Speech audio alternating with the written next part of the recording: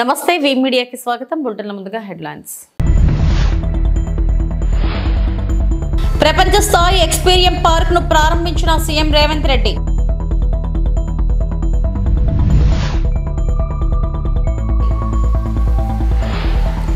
రేపే ఇస్రో 100వ ప్రయోగం, count time షురూ.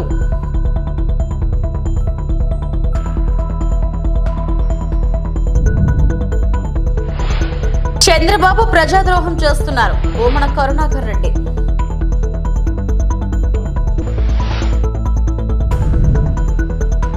రంగారెడ్డి జిల్లా ప్రొద్దుటూరులో ప్రపంచ స్థాయి ఎకో ఫ్రెండ్లీ ఎక్నిపిరియం పార్క్ ను సీఎం రేవంత్ రెడ్డి ప్రారంభించారు. ఈ కార్యక్రమంలో మంత్రి జూపల్లి కృష్ణారావు, ప్రముఖ సినీ నటుడు చిరంజీవి, ప్రభుత్వ విప్ మహేందర్ రెడ్డి తదితరులు పాల్గొన్నారు. ప్రపంచ స్థాయి ప్రమాణాలతో 150 ఎకరాల్లో ఈ పార్క్ ను తీర్చిదిద్దారు. దీనిలో 25,000 జాతుల మొక్కలు ఉన్నాయి.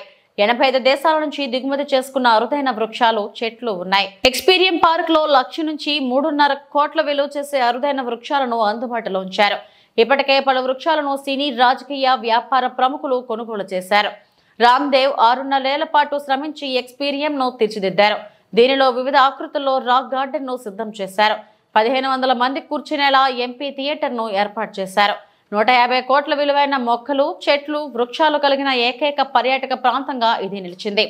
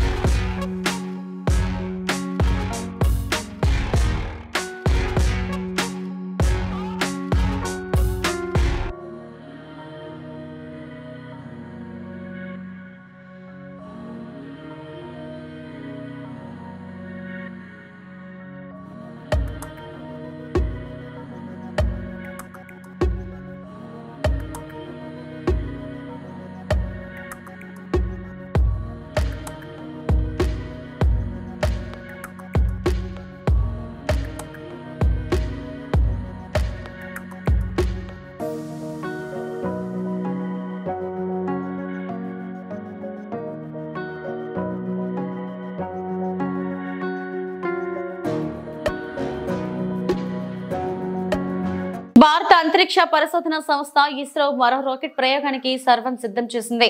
ఈ నెల 29న శ్రీహరికోటలోని షార్ నుంచి తన 100వ ప్రయోగమైన జిఎస్ఎల్వి F-15 రాకెట్ ను రోదసిలోకి పంపనుంది. దేశీయంగా రూపొందించిన ఈ క్రయోజెనిక్ రాకెట్ ద్వారా NVS-2 ఉపగ్రహాన్ని అంతరిక్షంలోకి పంపనుంది. దీనికి సంబంధించిన కౌంట్ డౌన్ ను మంగళవారం తెల్లవారుజామున 2:53 ప్రారంభించింది. 27 గంటల పాటు ఈ కౌంట్ డౌన్ కొనసాగనుంది. అంటే బుధవారం ఉదయం 6:23 షార్లోని 2వ లాంచ్ ప్యాడ్ నుంచి రాకెట్ నింగిలోకి దూసుకెళ్లనుంది.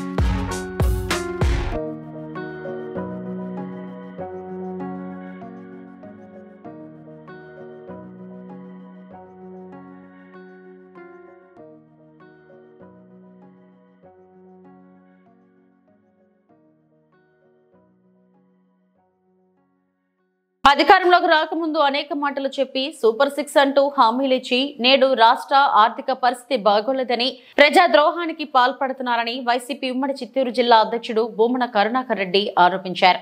తిరుపతిలో ఆయన మీడియాతో మాట్లాడారు. అధికారంలోకి వస్తే సంపద సృష్టిస్తానని చెబితే సంబరపడిన ప్రజలు 8 నెలల పాలనలో ఆయన కొడుకు లోకేష్ కు వారి అనుచరులకు సంపద సృష్టిస్తున్నారని విమర్శించారు. ఎట్టి పరిస్థితుల్లోనూ నేను చేసినటువంటి సూపర్ 6 వాగ్దానాలను నెరవేర్చటానికి ఏమాత్రము కూడా అనువైనటువంటి రీతిలో పరిస్థితులు లేవు. కనుక వృద్ధి రేటును 15% పెంచిన తరువాత దానిని గురించి ఆలోచిస్తాను అని చెప్పటం ఎంత దుర్మార్గమైనటువంటి విషయం అంటే, ప్రపంచంలో ఎంతో మంది మోసగాళ్లను చూసి ఉంటాం, ఎంతో మంది వంచన చేసేటువంటి వాళ్లను చూసి ఉంటాం. కానీ ఒక ప్రజానాయకుడిగా ఉండి ప్రజలకు మేలు చేయటానికే కారణజన్ముడుగా జన్మించినాను అని తన అనుయాయుల చేత పొగిడించుకునేటువంటి చంద్రబాబు నాయుడు గారు చేసినటువంటి ఈ ప్రజా వంచన అన్నింటికంటే చాలా దుర్మార్గమైనటువంటిది. నేను అధికారంలోకి వస్తే తల్లికి వందనం పేరుతో ప్రతి ఒక్కరికి బిడ్డకు 15,000 రూపాయలు ఇస్తానని చెప్పినటువంటి వ్యక్తి, అన్నదాతలకు 20,000 రూపాయల సహాయం చేస్తానన్నటువంటి వ్యక్తి, ప్రతి సంవత్సరము నిరుద్యోగుడికి ప్రతి ఒక్కడికి కూడా 3,000 రూపాయల భృతి ఇస్తానని చెప్పినటువంటి వ్యక్తి, 50 ఏళ్లు నిండినటువంటి మహిళలకు అందరికీ కూడా ప్రతి సంవత్సరము 18,500 ఆర్థిక సహాయం చేస్తానని చెప్పినటువంటి వ్యక్తి ఈ రోజున రాష్ట్ర ఆర్థిక పరిస్థితి దుర్మార్గంగా ఉంది కాబట్టి నేను చేయలేను అని చెప్పటం. ఇదే చంద్రబాబు నాయుడు గారు, పవన్ కళ్యాణ్ గారు, ఆయన కూటమిలో సాగేటువంటి పురంధరేశ్వరి గారు, వీళ్ళంతా కూడా ఎన్నికలలో ప్రచారం చేసినప్పుడు రాష్ట్ర ఆర్థిక పరిస్థితి కకావికలమైపోయింది, తునాతునకలైపోయింది. జగన్మోహన్ రెడ్డి 14 లక్షల కోట్ల రూపాయల ఆర్థిక భారాన్ని మోపినాడు ఈ రాష్ట్రం మీద. ఈ రాష్ట్రమంతా అప్పుల్లో కూరుకుపోయింది అని చెప్పినటువంటి ఈ ముగ్గురు నేతలు ఇంత ఆర్థిక దుస్థితి ఉన్నప్పటికీ కూడా జగన్మోహన్ రెడ్డి ఇస్తున్నటువంటి ఈ పథకాల కంటే మిన్నగా అంబేద్కర్ కోనసీమ జిల్లా ఉప్పలగుప్తం మండలం గొల్లవెల్లిలో ఫిబ్రవరి 26 నుండి మార్చి 1 వరకు జాతీయ స్థాయి పురుషుల వాలీబాల్ టోర్నమెంట్ నిర్వహిస్తున్నట్లు అమలాపురం శాసనసభ్యులు ఐతాబత్తుల ఆనందరావు తెలిపారు. గొల్లవెల్లి గ్రామంలో ఎమ్మెల్యే ఆనందరావు టోర్నమెంట్ లోగోను ఆవిష్కరించారు. అరిగెల శ్రీ రంగయ్య వాలీబాల్ అసోసియేషన్ ఆధ్వర్యంలో ఈ టోర్నమెంట్ నిర్వహిస్తున్నట్లు ఎమ్మెల్యే పేర్కొన్నారు. 6 రాష్ట్రాల నుండి జాతీయ స్థాయి వాలీబాల్ క్రీడాకారులు ఈ టోర్నమెంట్ లో పాల్గొంటారని ఎమ్మెల్యే తెలిపారు. క్రీడల ప్రోత్సాహానికి తన వంతు కృషి చేస్తున్నానని ప్రజలు అంతా సహకరించాలని ఆయన కోరారు. అమలాపురం నియోజకవర్గంలో క్రికెట్ స్టేడియం నిర్మాణానికి ప్రయత్నాలు ప్రారంభించారని ఎమ్మెల్యే ఆనందరావు వెల్లడించారు. జాతీయ స్థాయిలో క్రీడలు నిర్వహించడంలో చాలా పేరు ప్రఖ్యాతులు ఉన్నటువంటి గ్రామం ఇది. ఒకనాడు జిల్లా స్థాయిలో ఈ కార్యక్రమాలు జరిగితే తర్వాత మాజీ హోంశాఖ మార్చులు ప్రస్తుత శాసనసభ్యులు రాజప్ప గారి ఆధ్వర్యంలో జాతీయ స్థాయిగా ఇక్కడ మొట్టమొదటిసారిలో ఈ వాలీబాల్ ఈవెంట్ జరిగింది.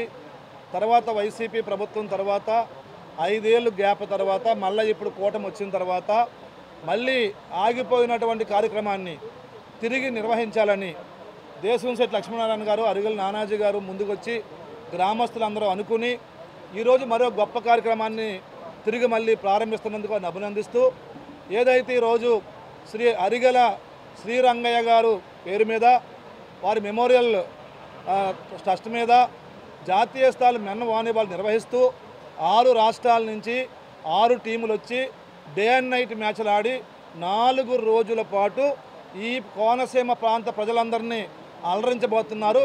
అందుకే నేను అందరినీ కోరుకుంటున్నాను, ఈ మండలం నుంచి కానీ ఈ నియోజకవర్గం కానీ జిల్లా కానీ ప్రతి క్రీడా స్ఫూర్తి ఉన్న ప్రతి నాయకుడు, క్రీడలను ప్రేమించే ప్రతి వారు కూడా దీంట్లో పాల్గొని దీనికి అవసరమైనటువంటి సలహాలనిచ్చి సహకారాన్ని ఇచ్చి ఈ యొక్క నేషనల్ వాలీబాల్ టోర్నమెంట్ని జయప్రదం చేయాలని కోరుకుంటూ మీడియా మిత్రులు కూడా దీన్ని ప్రెస్టేజ్గా తీసుకుని ఈ యొక్క ప్రాంతాన్ని ఎక్స్పోజ్ చేయడానికి, క్రీడా స్ఫూర్తిని ఎక్స్పోజ్ చేయడానికి మీ వంతు కూడా మీరు కృషి చేయాలని కోరుకుంటూ, అలాగే ఈ యొక్క క్రీడలు ఎక్కడితో ఆకుండా శాశ్వతంగా ఈ ఊర్లో ఈ కార్యక్రమం జరిగేలాగా ముందుకు తీసుకెళ్ళడానికి మనందరము సహకరిద్దామని నేను కూడా శాసనసభ్యుడిగా నా వంతు సహకారాన్ని నేను పూర్తిగా ఇచ్చి ఈ కార్యక్రమం జయప్రదం అవడానికి నేను, ప్రభుత్వము అందరూ కలిసి ముందుంటామని తెలియజేసుకుంటూ ఈ సందర్భంగా మీ యొక్క స్ఫూర్తిని, మీ యొక్క అంకిత భావాన్ని, మీ యొక్క స్ఫూర్తిని, ఈ కమిటీ యొక్క గొప్పదనాన్ని అభినందిస్తూ మరి ఫిబ్రవరి 26, 27, 28 ఈ 3 రోజుల్లో మార్చి 1 మళ్ళీ ఈ 4 రోజుల్లో జరిగే ఈ ఈవెంట్లన్నీ కూడా జయప్రదం చేయాలని ప్రతి ఒక్కరిని పేరున కోరుకుంటూ ఇప్పుడు ఎంతమంది అయితే వచ్చారో ఇంకా ఎవరైతే నెల్లూరులో అక్రమ బిల్డింగ్ అని కోల్చేసిన భవన యజమానులు బాలకృష్ణారెడ్డి కుటుంబ సభ్యులను జిల్లా వైఎస్ఆర్సీపీ జిల్లా అధ్యక్షుడు కాకాని గోవర్ధన్ రెడ్డి, నగర ఇన్ఛార్జ్ ఎమ్మెల్సీ చంద్రశేఖర్ రెడ్డితో కలిసి పరామర్శించారు. ఈ సందర్భంగా గోవర్ధన్ రెడ్డి మాట్లాడుతూ మంత్రి నారాయణ చేస్తున్న పనులు దుర్మార్గంగా ఉన్నాయని, అధికారులు నారాయణ చెప్పినట్లు చేస్తే మీకు ఉద్యోగాలు లేకుండా పోతాయని అన్నారు. అలాగే చంద్రశేఖర్ రెడ్డి మాట్లాడుతూ మంత్రి నారాయణ అవలంబిస్తున్న విధానాలు చాలా ఘోరంగా ఉన్నాయని, పొగతోటలో డాక్టర్లను వేధించడం ఎప్పుడూ చూడలేదని అన్నారు. కార్యక్రమంలో పెద్ద సంఖ్యలో నాయకులు, కార్యకర్తలు, అభిమానులు పాల్గొన్నారు.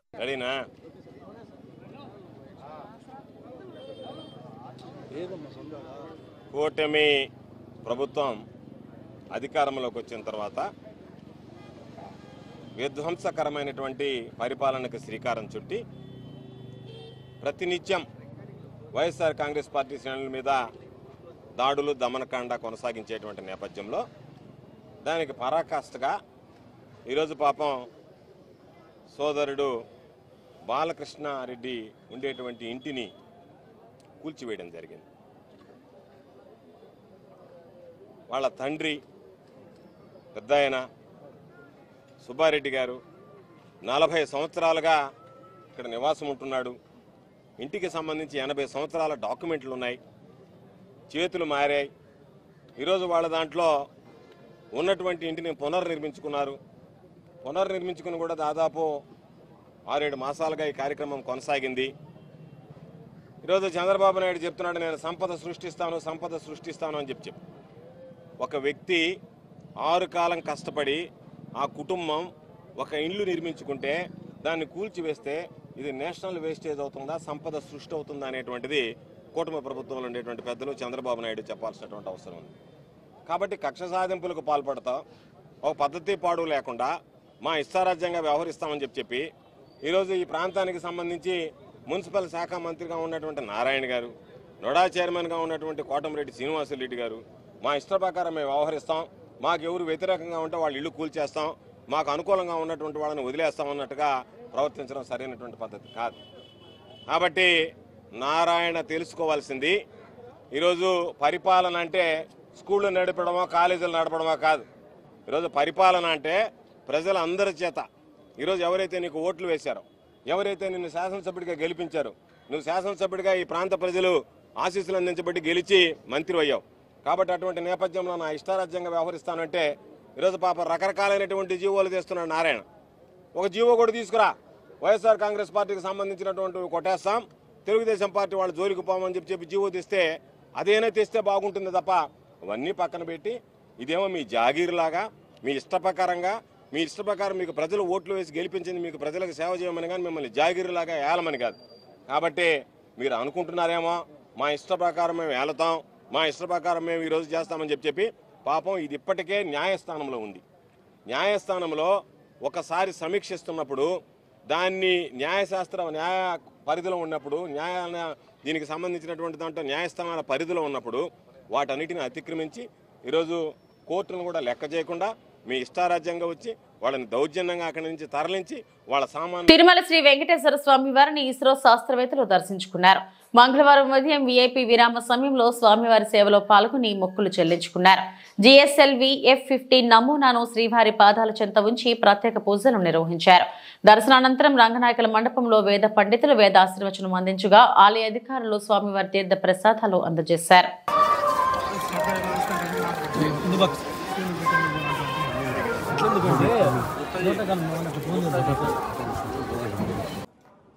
We are going to have the first launch this year, 2025.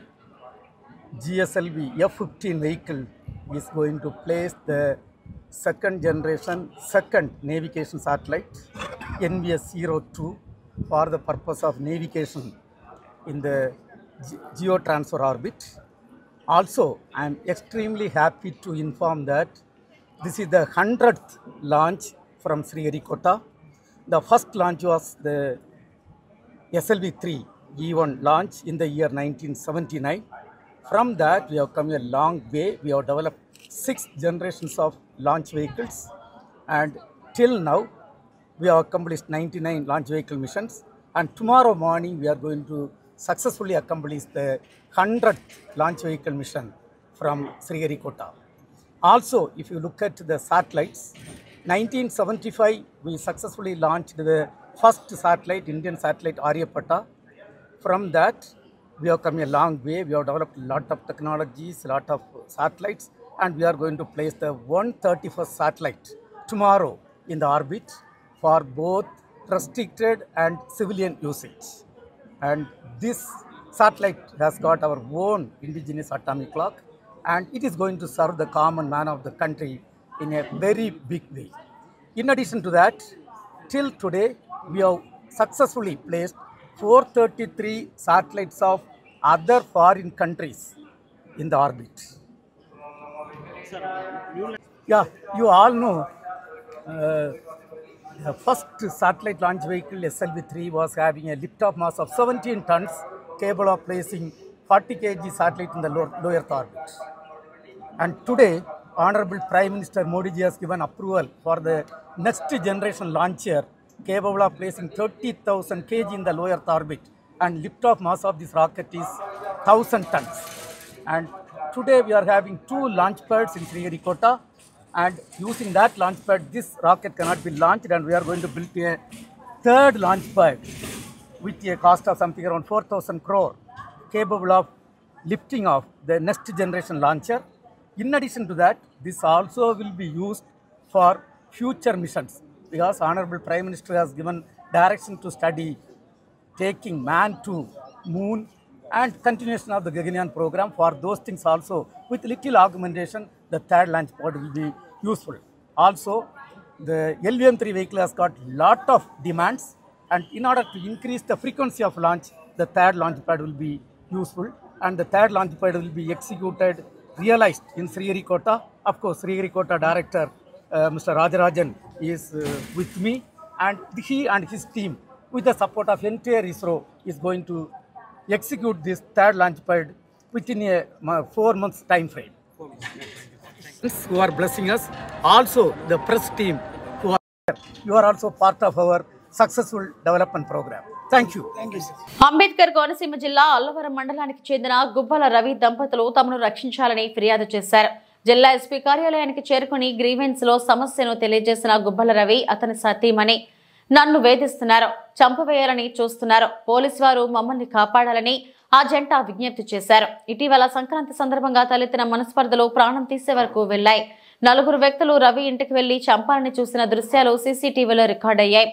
పోలీసులు నిర్లక్ష్య ధోరణి విడిచి తక్షణం తమకు రక్షణ కల్పించాలని వారు జిల్లా ఎస్పీ ఆఫీస్ ఎదుట విజ్ఞప్తి చేశారు. నమస్తే అండి, నా పేరు గుబ్బల చిన్నారి, మాది అల్లవరం మండలం కోడరుపాడు గ్రామం, గుడ్డవాంచం దగ్గర మా ఇల్లు అండి. మొన్న మధ్యాహ్నం ఎవరో తెలియదు 4 వచ్చి ఏడి నీ మొగుడేడి ఎక్కడున్నాడు అది ఇది అని చెప్పేసి పెద్ద పెద్ద కేకలు వేశారండి. చేతిలో రాడ్లు అవి కూడా ఉన్నాయి. లేరండి ఎవరు లేరని చెప్పేసి అంటే ఏ ఇంట్లో దాచావా అది ఇది అనేసి అంటే నేను వెంటనే మా ఆయన గారికి ఫోన్ చేశానండి. ఎవరో వచ్చి ఇంటి దగ్గర గొడవ చేస్తున్నారు అది ఇది అని చెప్పేసి అంటే నువ్వు ఫోన్ పెట్టే నేను పోలీసులు ఫోన్ చేస్తాను వెంటనే అని చెప్పేసి అంటే మా కాంప్లెక్స్ కాంప్లెక్స్ దగ్గరికి వెళ్ళారండి. వెళ్తే వీడియో తీయమని చెప్తే వీడియో తీసానండి. మా దగ్గర వీడియోలు కూడా ఉన్నాయి. మేము వెంటనే ఆ రోజు నైట్ పోలీస్ కంప్లైంట్ కూడా ఇచ్చామండి. ఎస్ఐ గారు కూడా ఎటువంటి రెస్పాన్స్ లేదండి. తర్వాత సీఏ గారి దగ్గరికి వెళ్ళాము. ఇప్పటి వరకు కూడా మాకు ఎటువంటి రెస్పాన్స్ లేదండి. ఆ రోజు నైట్ కూడా ఎవరో తాగేసి వచ్చారండి. తాగేసి వచ్చి తలుపులు అయ్యి బాతుంటే మేము వెంటనే పోలీసులు ఫోన్ చేస్తా ఆయన వచ్చి తీసుకెళ్లారండి, కానిస్టేబుల్ వచ్చి. ఇలాగే ఏ రోజు నైట్ కూడా మాకు నిద్ర ఉండలేదండి. చంటి పిల్ల ఉందండి, మా అత్తయ్య గారు ఉన్నారు. మేము ఇంట్లో ఎంత బాధపడుతున్నాం అనేది ఆ దేవుడికే తెలియాలండి. ఇప్పుడు అందుకే ఎస్పీ సార్ దగ్గరికి వచ్చామండి. మాకు ఎటువంటి న్యాయం కూడా జరగట్లేదండి. మీ ఆయన్ని చంపేస్తాము అది ఇదంటే మాకు చాలా భయంగా ఉంటుందండి. మేము ఇంట్లో ఒక్కలమే ఆడవాళ్ళు ఉంటున్నాము. నా భర్త ఒకడే బయటికి వెళ్తున్నాడండి. ఎటువంటి ప్రాణహాని ఉంటుందని చెప్పేసి మాకు చాలా భయంగా ఉంటుందండి. అందుకే సార్ దగ్గరికి వచ్చామండి మాకు న్యాయం చేయమని చెప్పడానికి. ఎందుకు వేధిస్తున్నారంటే మన కోడి పందాల్లో ఏదో ఒక చిన్న గొడవ అయింది. దాని పెద్దలు సెటిల్మెంట్ చేసేసారండి. సెటిల్మెంట్ అయిన మన్నాడు ఈ గొడవ చేశారండి. నమస్తే, నా పేరు రవికుమార్ అండి, గుబ్బల. మా ఇంటి దగ్గర మొన్న నేను లేని సమయంలో ఒక 4 వ్యక్తులు వచ్చారండి. రాచూరు రాంబాబు, జాలిం నాగార్జున, వీరమల్లు దేవ, నాగారు ఆకాష్ అండి. 4 వ్యక్తులు రాడ్లతో వచ్చి నేను ఇంట్లో లేని సమయంలో మా మిస్సెస్ని, నా కూతుర్ని, మా మదర్ని బెదిరించి నేను కనిపిస్తే చంపేస్తానని చెప్పేసి బెదిరించి చాలా పెద్ద గొడవ చేశారండి ఇంటి దగ్గర. ఈ లోపల మా మిస్సెస్ నాకు ఫోన్ చేశారండి. ఫోన్ చేస్తే నేను వెంటనే భయపడకు, నేను అల్లవరం ఎస్ఐ గారికి ఫోన్ చేస్తానని చెప్పి ఎస్ఐ గారికి ఫోన్ చేశానండి. ఆయన మనుషులు పంపుతానని చెప్పి అన్నారు. పంపిన తర్వాత నేను వెంటనే మళ్ళీ మా మిస్సెస్కి ఫోన్ చేసి వెంటనే నువ్వు అర్జెంట్గా వీడియోలు తీయమని చెప్పారండి. అప్పుడు మా ఇంటి దగ్గర నుంచి కాంప్లెక్స్ దగ్గరికి వెళ్ళిపోయారండి.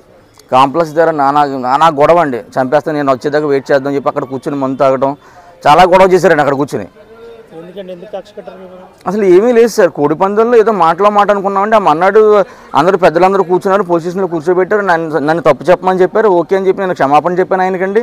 అన్నీ జరిగినాయండి, అన్నీ అయిపోయినాయి. ఆ మర్నాడే మళ్ళీ ఎంత పెద్ద గొడవ చేశారంటే వచ్చండి. ఇప్పుడు నాకేంటంటే ఈ రాచూరు రాంబాబు వల్ల, ఈ జాలిం నాగార్జున, వీరమల్లు దేవ, వీళ్ళ 3 వల్ల నాకు ప్రాణహాని ఉందండి. నాకు వాళ్ళు ఇప్పుడే కదండి ఎప్పుడు కూడా అన్ని రకాలుగా భయపడుతూ ఉంటారండి. మొన్న కూడా ఈ గొడవ అంతా అయిపోయిన తర్వాత నువ్వు మమ్మల్ని ఏం చేసేవరా అని చెప్పేసి రోడ్ల మీద తిరుగుతూ కేకలేస్తున్నారు ఇంటి ముందు. అది కూడా నేను ఎస్ఐ గారి దృష్టి తీసుకెళ్ళడం జరిగిందండి. కానీ ఇప్పుడు దాకా వాళ్ళ మీద ఎటువంటి చర్యలు ఎస్ఐ గారు తీసుకోలేదండి. ఎస్పీ గారు దయచేసి నాకు ప్రాణహాని ఉందని చెప్పుకోవడానికి వచ్చారండి ఇక్కడికి. దయచేసి నాకు ప్రాణహాని ఉందండి, అది మాత్రం నా ప్రాణహాని లేకుండా కొంచెం చూసుకుని వాళ్ళని కొంచెం శిక్షించాలండి దయచేసి మాత్రం. తిరుచానూరు శ్రీ పద్మావతి అమ్మవారి ఆలయ పరిసరాల్లో ఈవో శ్యామలరావు తనిఖీలు నిర్వహించారు.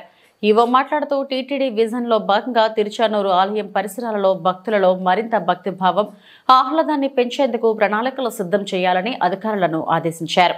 ఈ కార్యక్రమంలో FA and CAO Balaji, CE Satyanarayana, deputy EO Govindarajan, town planning ప్రత్యేక అధికారి రాముడు పాల్గొన్నారు. ఓం నమో వెంకటేశాయ. తిరుమల తిరుపతి దేవస్థానంలో ఉన్న ముఖ్యమైన దేవాలయాల్లో శ్రీ పద్మావతి అమ్మవారి దేవాలయం ఒకటి. ఇక్కడ ఈ చుట్టుపక్కల ప్రాంతాలు చూస్తే మీకు చాలా రద్దీ కనిపిస్తుంది. రోజుకి సుమారుగా 25,000 మంది భక్తులు వస్తున్నారు. అంతా కంజెస్టెడ్గా ఉంటుంది. ఇక్కడే టికెట్స్ ఇవ్వడం, ఇక్కడే లడ్డు కౌంటర్లు పెట్టడం, అలాగే అక్కడ తోలప్ప గార్డెన్ కానీ లేకపోతే ఫ్రైడే గార్డెన్ కానీ ఇవన్నీ కూడా సరిగ్గా ఉపయోగించుకోకపోవడం, ఇవన్నీ కూడా చూడటం జరిగింది. ఈ దేవాలయంలో ఇక్కడ రద్దీ తగ్గించడం, అంటే కంజెషన్ అనేది ఏదైతే ఉందో ఆ ఇరుకిరుగ్గా ఉండడం ఏదైనా తగ్గించి ఒక శాంక్టిటీ పెంచడానికి ఇక్కడ ఏ విధంగా చేస్తే బాగుంటుందని ఒక కన్సల్టెంట్ని తీసుకుని, ఒక టౌన్ ప్లానింగ్ ఎక్స్పర్ట్ని కూడా తీసుకుని ఆ ప్లాన్ చేస్తున్నాము. ఆ ప్లాన్లో భాగంగా ఇక్కడికి వచ్చి ఇవన్నీ కూడా ఇన్స్పెక్ట్ చేయడం జరిగింది. అంటే ఇప్పుడు తోల్పప్ప గార్డెన్లో పిల్గ్రిమ్ ఎమ్యూనిటీ సెంటర్ని ఒకటి పెట్టుకోవడానికి అవకాశం ఉంది. ఎందుకంటే ఇంతకుముందు పిల్గ్రిమ్ ఎమ్యూనిటీ సెంటర్ అనేది ఈ వెనక వైపు ఒకటి ప్లాన్ చేయడం జరిగింది. దాన్ని అక్కడ కాకుండా ఇక్కడ షిఫ్ట్ చేస్తే బాగుంటుంది. ఏ విధంగా ఓవరాల్గా ఒక ప్లాన్ చేసి దీన్ని ఒక మంచి కంజెషన్ లేకుండా మొత్తం అంతా కూడా ఫ్రీగా ఒక శాంక్టిటీ కనిపించేలాగా ఇవన్నీ కూడా డెవలప్ చేయడానికి మేము ప్లాన్ చేస్తాం. Thank you. ఇవి ఇప్పటివరకు నా బులెటిన్ అప్డేట్స్. నమస్తే.